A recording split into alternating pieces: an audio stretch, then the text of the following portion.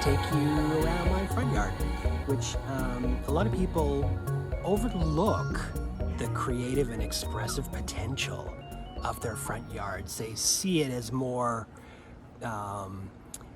functional.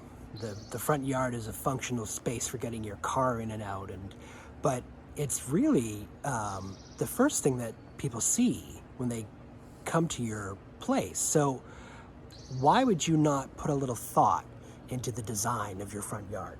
So I thought I'd show you some of the things I did with mine.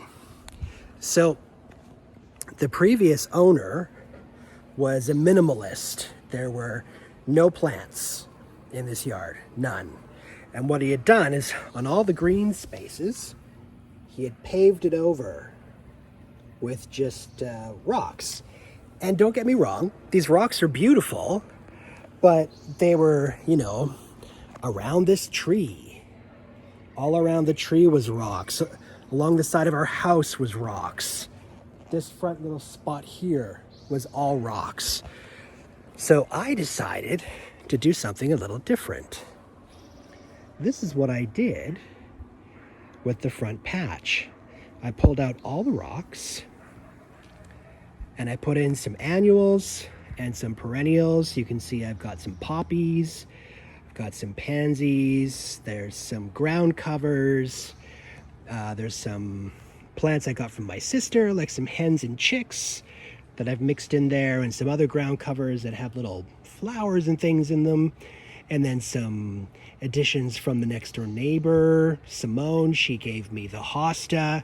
So I just decided to redesign this front area. It already had these big rocks around it, and it's so cute. It's just really an adorable little space. So I made a little microcosmos right here in the front with these succulents and ground covers, all from my sister April. And over the next couple of years, all of these plants will mature and give us this really great front yard experience. We also put a cherry tree. So this is a little cherry tree. It's a dwarf, and it won't make fruit for a couple of years, but that's okay because we don't eat the fruit this year. And working in a garden means often planting things over numerous years. This whole strip here, all of this, was kind of nothing when we moved in. And the first thing I did is I put in this rhododendron, and it was a castaway. It had been thrown out because it was really droopy down here. All the branches were really low. But I like it because it's like a bonsai tree, so I've just been letting it grow. And now you can see the shape of it. It's got this beautiful diagonal triangle that I think is really cool. And over the next few years, it'll get even bigger. This beautiful purple plant here was given to us by our friend Jane Wines. She works with Blake in the UBC midwifery program. And this is a wild sage that she brought from her property on Vancouver Island. And as you can see, the bees love it. Well, that bee's not loving the attention from me. He's giving me some sass, so I'm going to leave him alone. But it's kind of spread out on the ground, and I'm just going to kind of let it do its thing this year, and next year I'll try to renegotiate it. Speaking of castaways, so this planter right here was left in the complex, my last complex. Nobody wanted it. Hey guys! Hi.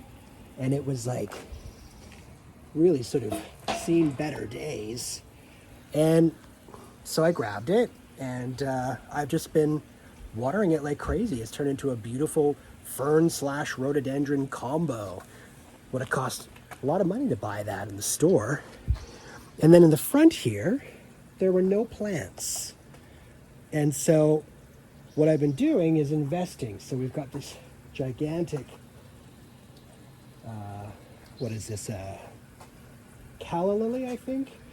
And then a whole collection of bulbs, because we love We love when the bulbs give us these amazing flowers. Look at those colors. And there's more that are about to come out through here. All these lilies, and this is a different kind of lily. Now the thing is, those lilies right now are kind of hidden underneath. But every year, if your lilies are happy, they'll come back taller.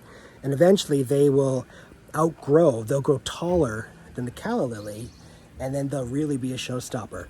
I've also got these Lucifer lilies. They're really interesting. So there's 4 kinds of lilies here, and they all have a different texture.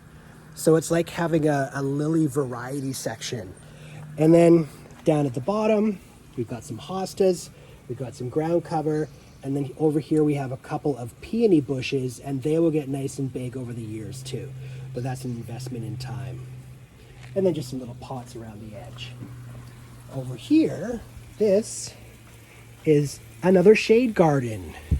So it's bleeding hearts and ferns and a stilby, and it's nestled over here with this pine tree that was given away by somebody who moved out.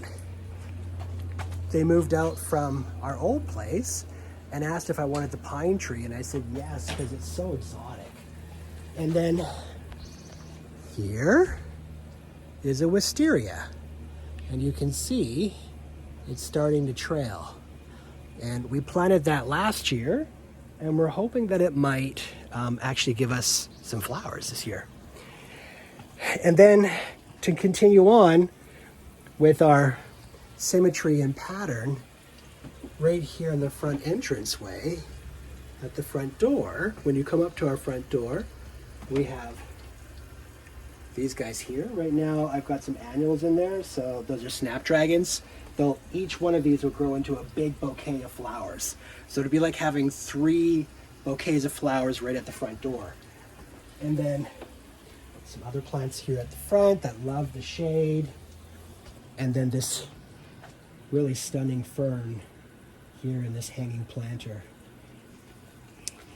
And then over here, beside the car, is another dark shade garden. So again, this was just rocks, and the rocks were okay, but you know, you can do better. So I've planted some astilbe and some ferns and some hostas in here. And this year it'll just be a mini garden, but next year all of these plants will come back twice the size, and they'll really fill in this space. So there it is. From no plants and tons of rocks to some rocks and tons of plants. Hashtag PoCoHomos.